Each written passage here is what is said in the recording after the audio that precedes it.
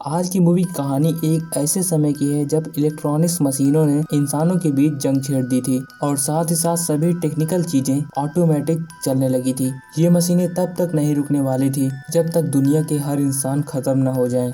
कहानी की शुरुआत होती है एक ऐसी खबर को सुनाते हुए कि पूरी दुनिया में 8 दिन के लिए धूमकेतु रख गया है, जिससे कि पृथ्वी पर अजीब तरह की घटनाएं होंगी। और इसी के दौरान सबसे पहले हम एक घटना देखते हैं जहां पर एक पुल ऑटोमेटिक ऊपर उठता जा रहा था, जबकि उस पुल पर कई सारे लोग मौजूद थे। पुल के उठने से वहां की सभी गाड़ियां आपस में टकराने लगी और लोग मरने लगे। फिर इसके बाद हम दूसरा सीन एक ट्रक को देखते हैं जो कि गैस स्टेशन पे आके रुकता है, जिस ट्रक का ड्राइवर पास के स्टोर में चला जाता है जहां पर शॉपकीपर रेडियो के चैनल चेंज कर रहे थे, लेकिन चेंज हो नहीं रहा था। जिसके बाद हम देखते हैं कि पेट्रोल स्टेशन पे खड़ा वर्कर पेट्रोल भर रहा होता है, उसमें से पेट्रोल ही नहीं निकलता। उस पाइप को अपने मुंह की ओर करता है, देखता है कि क्या कुछ फंसा है, लेकिन तभी मशीन ऑटोमेटिक ऑन हो जाती है और डीजल उसकी आंखों में चला जाता है और उस वर्कर को दिखना बंद हो जाता है, जिसका नाम डंक था। तभी डंक का साथी अपने बॉस को ये सब घटना के बारे में बताता है। बॉस उसे आराम करने के लिए कहता है और वहाँ पर दूसरे आदमी जिसका नाम बिली होता है उसे भेजता है। फिर हम मूवी के अगले सीन में देखते हैं कि शॉपकीपर खाना पका रही होती है, तभी उसके साइड में रखा हुआ मैकेनिकल चाकू उसकी ओर अपने आप घूमने लगता है और उसके हाथों पे चलना शुरू कर देता है, जिससे कि उस शॉपकीपर का हाथ कट जाता है। वह चाकू को अपने से दूर करने के लिए नीचे गिरा देती है, लेकिन वह चाकू फिर से उसके पैरों की तरह आगे बढ़ रहा था। तभी बिली वहां पर आ जाता है और एक हथौड़े से उस मशीन को तोड़ देता है। तभी वहां पर रखी वेंडर मशीन खराब हो जाती है और ऑटोमेटिक ही उससे सामान बाहर निकलने लगते हैं, जिससे कि एक आदमी ऐसा निकलते देख सब कुछ अपने जेबों में भरने लगता है। लेकिन जब वह आदमी वहां से जाने लगता है तभी वह गेम खेलने वाली मशीन के पास रुकता है। जैसे वह उसे खेलने के लिए छूता है वैसे उसे जोर सा करंट लगता है और करंट इतना तगड़ा था कि मौके पर ही उसकी मौत हो जाती है। फिर अगले सीन में हम ब्रिड नाम की एक लड़की को देखते हैं जो कि एक सेल्समैन से लिफ्ट लेते हुए कहीं जा रही होती है। ब्रिड कार के रेडियो को ऑन करती है और रेडियो पर एक नोटिस दी जा रही थी कि सभी लोग अपनी कार इलेक्ट्रॉनिक डिवाइसेस से जितना हो सके उतना ही दूर रहें, और साथ ही ये भी बताया जाता है कि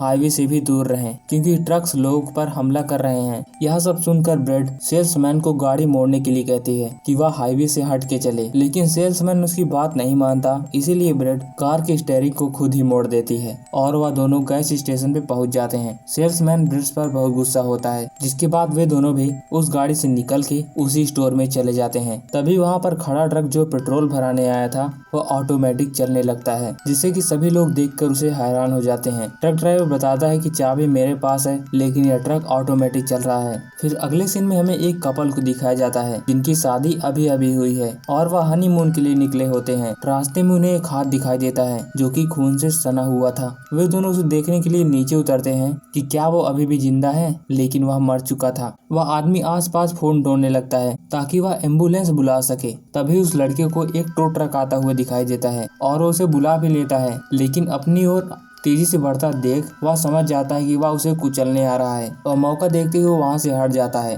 वह तुरंत ही कार में बैठता है और अपनी बीबी के साथ हाईवे पे निकल जाता है। वह हाईवे पे जा रहा होता है तभी वह हैरान कर देने वाला मंजर देखता है कि कई सारे ट्रक्स चल रहे होते हैं, लेकिन उसमें कोई भी ड्राइवर नहीं होता। उन दोनों को शुक्र था कि कोई भी ट्रक उनका पीछा नहीं कर रहा है, लेकिन तभी अचानक से एक टू ट्रक उनके सामने आ जाता है। वो बचते बचाते अपनी कार को उससे बाहर निकालते हैं, लेकिन अब वह ट्रक उनके पीछे पड़ चुका था। वो अपनी कार तेजी के साथ भगा रहा था, लेकिन कार ओल्ड मॉडल होने की वजह से ज्यादा तेज नहीं भाग पा रहे थे और उधर बार बार वह ट्रक उनको टक्कर मार रहा था। एक जगह ऐसा टर्न था जो कि ट्रक को लेने के लिए मुश्किल था। ट्रक जैसे उस मोड़ पे मुड़ता है वैसे उसका बैलेंस खराब होता है और वह ट्रक खाई में गिर जाता है और ब्लास्ट कर जाता है।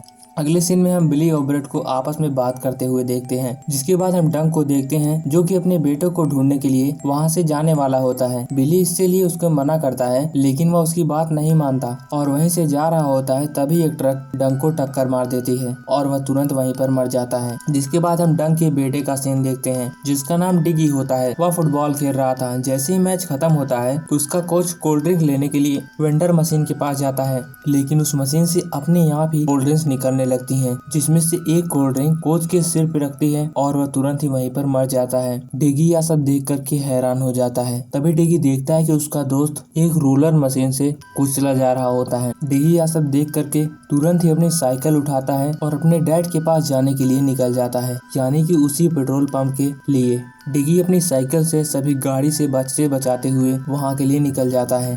तभी हम पेट्रोल पंप का सीन देखते हैं, जहाँ पर कई सारे ट्रक पेट्रोल पंप का चक्कर लगा रहे होते हैं। तभी हम उसी कव्वल को देखते हैं जो कि अपनी गाड़ी के साथ उसी पेट्रोल पंप के सामने खड़े थे। वे लोग रास्ता ढूंढ रहे थे कि कैसे करके उस स्टोर में जाया जाए। उस लड़के को एक रास्ता दिखता है और वह तुरंत ही अपनी कार को भगाने लगता है, लेकिन एक ट्रक उसकी कार को टक्कर मार देता है और उनकी कार पलट जाती है। तभी बिली और ब्रेड उन दोनों को कार से निकालने के लिए वहाँ पर आते हैं। वह जैसे निकाल के वापस आ रहे होते हैं, तभी एक ट्रक उनके पीछे आ रहा होता है। तभी पेट्रोल पंप का मालिक भी अपनी गन से उस ट्रक को उड़ा देता है। जिसके बाद हम डिगी को देखते हैं जो कि उसी पेट्रोल पंप के पास पहुंच चुका था। वह भी देखता है कि ट्रक चारों ओर से चक्कर लगा रहे थे और वह ट्रक के हटने की उम्मीद में वहीं एक टनल के पास बैठ जाता है। कुछ देर बाद रात भी हो जाती है और वहाँ की बिजली भी मशीनों द्वारा काट दी जाती है। तभी बिल्ली को आवाज आती है कि एक सेल्समैन उन्हें बुला रहा है, जिसको बचाने के लिए बिल्ली वहाँ जाता है, जिससे कि वह वर्कर के रूम में जाते हैं, जहाँ से टनल से होते हुए वह उस सेल्समैन के पास पहुँचने वाले थे। सेल्समैन की आवाज सुन करके